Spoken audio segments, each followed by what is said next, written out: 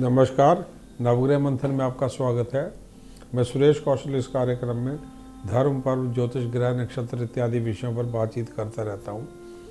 हमारा एक मासिक कार्यक्रम होता है जिसमें जब भी सूर्य अपनी राशि बदलते हैं उस पर हम कार्यक्रम करते हैं। सूर्य के राशि परिवर्तन को संक्रांति नाम से भी जाना जाता है।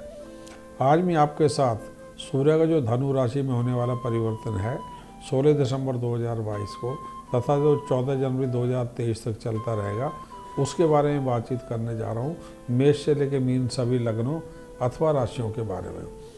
इस माह में इन्हीं 30 दिनों में जो दो अन्य होने वाले महत्वपूर्ण राशि परिवर्तन भी हैं वो क्या है। बुध ग्रह जो है धनु राशि में पूरे लगभग 30 दिन धनु राशि में चलते रहेंगे, सिवा 28 दिसंबर से 30 दिसंबर में जब वो 3 दिन के लिए मकर राशि में जाएंगे, उसके बाद फिर वापस वक्री होकर धनु में आ जाएंगे। और शुक्र ग्रह 16 से 29 दिसंबर तक धनु में और 29 दिसंबर से 14 जनवरी में ये मकर में भ्रमण करेंगे। बाकी सभी ग्रह अपनी उन्हीं राशियों में चलते रहेंगे जिनमें वो चल रहे हैं। अब मैं तुला लगन के बारे में बात करने जा रहा हूँ। तुला लगन में सूर्य का जो धनु राशि में राशि परिवर्तन है क्या होने जा रहा है। तुला लगन है या नहीं इसको जानने समझने के लिए क्या करें, अपनी सारी बर्थ डिटेल्स जिसमें आपका जन्म का समय, तारीख, महीना, वर्ष और स्थान हैं वो सारी सूचना ज्योतिष से जुड़े किसी कार्यक्रम में फीड कर दें। इस प्रकार का चित्र बनेगा। ऊपर के खाने में तुला अथवा लिब्रा ये छपा होगा और 7 नंबर होगा। यदि इनमें से कोई आपका नाम का अक्षर नहीं है तो इनको पढ़ लें। यदि इनमें से कोई आपका नाम का अक्षर है तो आपके बारे में बात हो रही है, अन्यथा तुला लगन के बारे में बात हो रही है या राशि के बारे में। क्या है नाम का अक्षर? रा, री, रू, रे, रो, ता, ती, तू, ते। तुला लगन में सूर्य एकादश भाव का स्वामी होके लाभ का स्वामी है, संपत्ति का, कमर्शियल प्रॉपर्टी का और लाभ का, प्रॉफिट्स का स्वामी है। तृतीय भाव में जब ये जाएगा धनु राशि में तो तृतीय भाव में सूर्य हमेशा प्रबल रहता है, अच्छे लाभ आपको देता है। सबसे पहले स्वास्थ्य की बात करें। स्वास्थ्य में 29 तारीख से पहले आपको सावधानी रखनी होगी, विशेष करके फीवर्स के लिए, टांगों में दर्द के लिए, यदि ज़्यादा आयु है तो हेयरिंग के लिए और गले के लिए, मसल्स के लिए, विशेष करके क्रोध के लिए। मसल आपके बैक के, टांगों के मसल्स हों और शोल्डर के मसल्स हों, और क्रोध के लिए, और थोड़ा सा तनाव पैसे को लेके उस तनाव के लिए, संतान से जुड़े तनाव के लिए और जॉब से जुड़े तनाव के लिए, कई प्रकार के तनाव हैं वो 60 वर्ष के ज़्यादा के आयु को लोगों के लिए इसी समय में डायबिटीज़ का, किडनी का, आइस का, लोअर बैक में कमजोरी का, दर्द का, डाइजेशन का, लीवर का, और अनईजी सा रहना, अजीब प्रकार की फीलिंग होते रहना केतु के कारण, अस्थमा का या सर्दी का, इसमें ज़्यादा सावधानी रखनी होगी 60 वर्ष से ज़्यादा आयु पर।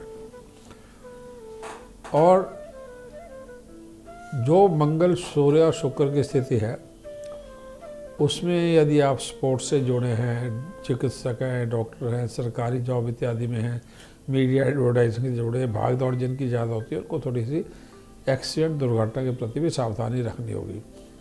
जीवन का दूसरा क्षेत्र है शिक्षा, भाग्य तथा धर्म। शिक्षा में प्राइमरी, सेकेंडरी दोनों ही क्षेत्रों में एवरेज रहेगी, साधारण रहेगी। नींद और सुस्ती ज़्यादा रहेगी, पढ़ने को मन कम रहेगा। 29 के उपरांत जो है ये समय जो है थोड़ा सा बेटर हो जाएगा, विशेष करके यदि आप पॉलिटिकल साइंस या आईएएस जैसी पढ़ाइयों में पढ़ रहे हो, हायर एजुकेशन में आप पढ़ रहे हो, हिस्ट्री इत्यादि के सब्जेक्ट्स हों, साइकेट्री के सब्जेक्ट हों, मेडिसिन का हो, केमिस्ट्री का हो, केमिकल इंजीनियरिंग का हो, चिकित्सा से जुड़ी पढ़ाई हो, और एडमिनिस्ट्रेशन की पढ़ाई हो, मैनेजमेंट की पढ़ाई हो, इकोनॉमिक्स हो, सीए हो, लॉ हो, तो इनमें थोड़ी सी जो है ये पढ़ाई 29 का बेटर होगी और एवरेज और गुण तक रहेगी। शुक्र और बुध से जुड़े क्षेत्रों की पढ़ाई जैसे कागज़, कपड़ा, कंप्यूटर्स, टेक्सटाइल्स, टेक्नोलॉजी और एरोनॉटिक्स, आइस से जुड़ी जो डॉक्टर हों, चिकित्सा से जुड़े डॉक्टर हों, आइस की चिकित्सा हुआ, शुगर के जो हों, जॉइंट से जुड़े पढ़ाई हो, इन सब क्षेत्रों की जो पढ़ाई हो उसमें जो है ये साधारण रहेगा।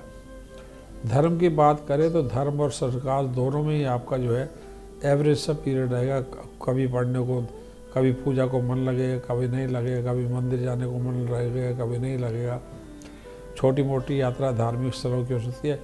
योग, अध्यात्म और साधना में मन थोड़ा सा ज़्यादा रम सकता है और सूर्य को जल देने के लिए आपका मन प्रेरित होगा, वो कर सकते हैं। भाग्य भी साधारण रहेगा, बेशक आप शिक्षा का हो, धर्म से जुड़ा हो, कोई भी क्षेत्र हो, भाग्य आपका साधारण रूप से साधारण सा रहेगा। परंतु इनिशिएटिव की जगह पे ग्रह अच्छे होने से कर्म जो है आपको ज़्यादा अच्छे फल दे सकता है। नौकरी तथा व्यापार, नौकरी पॉजिटिव रहेगी, उत्तम रहेगी, प्रमोशन हो सकती है और विशेष करके सरकारी नौकरी हो,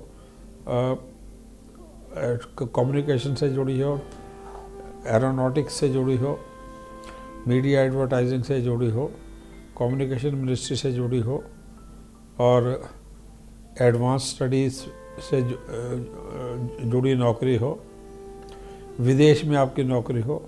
इसके विपरीत यदि आप डॉक्टर हो, सिविल इंजीनियर हो, आपका जो नौकरी जो है बैंक में हो, फाइनेंस में हो, बैंकिंग में हो, बैंक में हो, शिक्षा में हो या जल विभाग में हो, इन सब में आपको सावधानी रखनी पड़ेगी। व्यापार में आपको लीगल केयर रखनी पड़ेगी, विशेष करके कोई भी झगड़ा मुकदमा आपका व्यापार में ना चले और व्यापार में आपको विशेष करके